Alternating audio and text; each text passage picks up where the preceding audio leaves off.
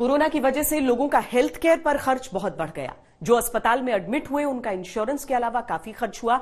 जिनको घर पर रहना पड़ा उनको भी दवा, मास्क, सैनिटाइजर और टेस्ट्स पर काफी खर्च करना पड़ा।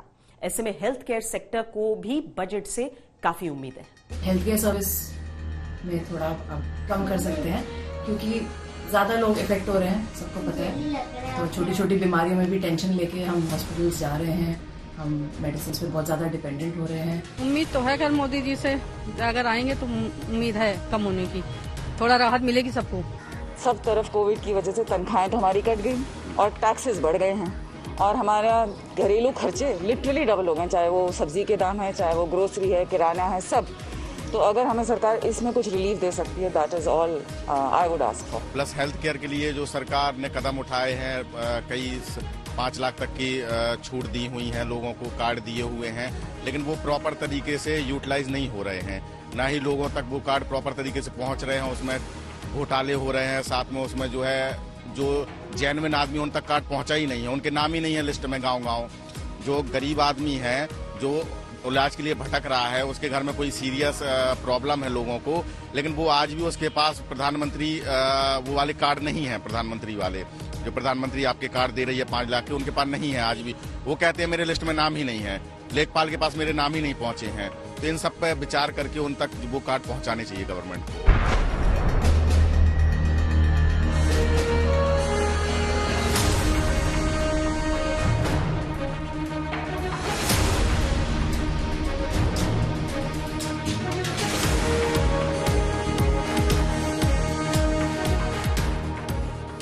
कोरोना काल में मेडिकल पर खर्च इतनी तेजी से बढ़ा है कि हर नौकरी पेशा चाहता है कि मेडिकल खर्चों पर मिलने वाली टैक्स छूट को बढ़ाया जाए। मौजूदा समय में हेल्थ इंश्योरेंस के लिए चुकाए गए प्रीमियम की रकम पर 25,000 रुपए तक की टैक्स छूट है। इसके अलावा अभिभावकों के लिए अगर हेल्थ इंश्योरेंस ली है तो उस पर भी 25,000 के प्रीमियम पर आयकर छूट प्राप्त की जा सकती है। अगर माँ बाप सीनियर सिटीजन की श्रेणी में आते हैं तो 30,000 तक के प्रीमियम पर आयकर छूट है। यानी मौजूदा समय में खुद और अभिभावकों के हेल्थ इंश्योरेंस पर 55,000 के प्रीमियम पर टैक्स बेनिफिट है। लेकिन कोविड पर खर्च बढ़ जाने के कारण जनता को इस लिमिट को बढ़ाए जाने की उम्मीद है। मेडिसिन के बारे में ले लीजिए आप। मेडिसिन आजकल एक आदमी बीमार होता है तो उसके पास 10 लाख रुपया नहीं होता कि वो जा करके अपना ट्रीटमेंट करवा ले अच्छे नर्सिंग होम में। अगर सरकारी हॉस्पिटल में वो जाता है तो वहाँ क्या होता है, लाइन लगी है, दवाई नहीं मिल रही है, दवाई है नहीं, रिकमेंडेशन होता है तो उसमें दलाली होती है। तो क्या कहा जाए, लेकिन महंगाई के बारे में I don't know any hope coming the budget. नहीं, उस पर तो सरकार को विशेष ध्यान देना चाहिए क्योंकि ये कोरोना एक महामारी एक अनएक्सपेक्टेड है। मतलब हम लोगों ने किसी लिए उम्मीद नहीं की थी कि कोरोना टाइप की कोई बीमारी आएगी, तो इसके लिए हम लोग अलर्ट हों या हम लोग कहीं हों। तो इसको गवर्नमेंट को एक मतलब जैसे ये चला दी हैं गैस के लिए, ऑक्सीजन के लिए फैक्ट्रियां बनाई हैं, इसी तरह कोई एक कोष बनाना चाहिए कि ताकि उनको जो है जहां इस तरह की रिपोर्ट मिले कि हाँ ये है तो वहां तुरंत पहुंचे वो कोष।